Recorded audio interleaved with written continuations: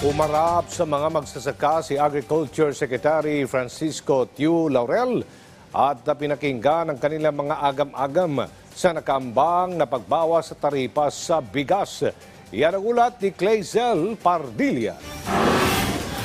Sa harap ng pagtutol ng iba't ibang grupo ng magsasaka sa nakambang bawas taripa sa inaangkat na bigas na sinasabing magdudulot umano ng pagbaha ng imported rice at magpapabagsak sa presyo ng palay na ikalulugi ng mga magsasaka.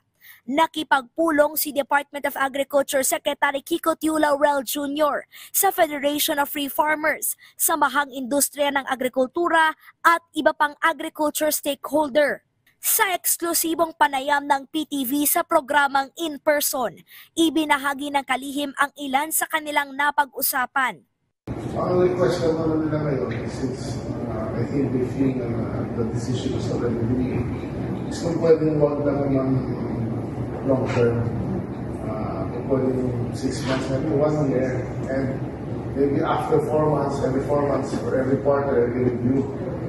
35% ang ipinapataw na taripa sa imported rice. Nais ang National Economic and Development Authority na ibaba ito sa 15% hanggang sa taong 2028 upang mapababa ang presyo ng bigas. Pero nanindigan ang sinag na dapat ipako ang umiiral na taripa at umapelang makausap si Pangulong Ferdinand R. Marcos Jr. Sa ngayon, ilang magsasaka na umano ang takot sumugal sa pagtatanim. Nag-iisip sila kung magtatanim or hindi. Kasi kung bumagsak ito ng 70 pesos, baka mag-surrender ulit. Dapat mapag-usapan mabuti.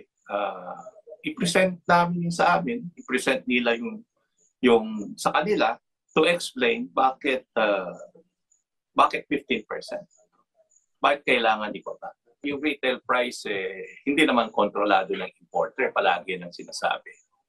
So, walang Sa kabila ng naturang issue, nakatutok ang Agriculture Department sa pagpapataas ng produksyon ng palay.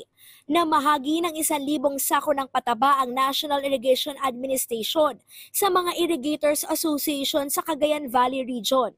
Gagamitin ito sa contract growing program ng pamahalaan para makapagbenta ng tig 29 pesos na kada kilo ng bigas. Bilang paghahanda sa tag-ulan, natapos na ng NIA Davao Oriental Irrigation Management Office ang pagkukumpuni sa Manurigao Communal Irrigation System.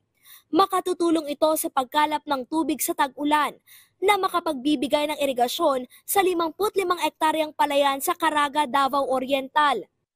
Nalagpasan na ng National Food Authority ang 3.36 milyong sako ng palay na target bilhin ng ahensya para sa unang 6 na buwan ng 2024. Pumalo na sa 3.37 million bags ang palay procurement o katumbas ng higit 168,000 metric tons ng bigas. Sapat ito para makapagbigay ng 4 na araw na supply ng bigas sa buong Pilipinas sa panahon ng sakuna o emergency at sa harap ng banta ng masamang epekto ng La Nina.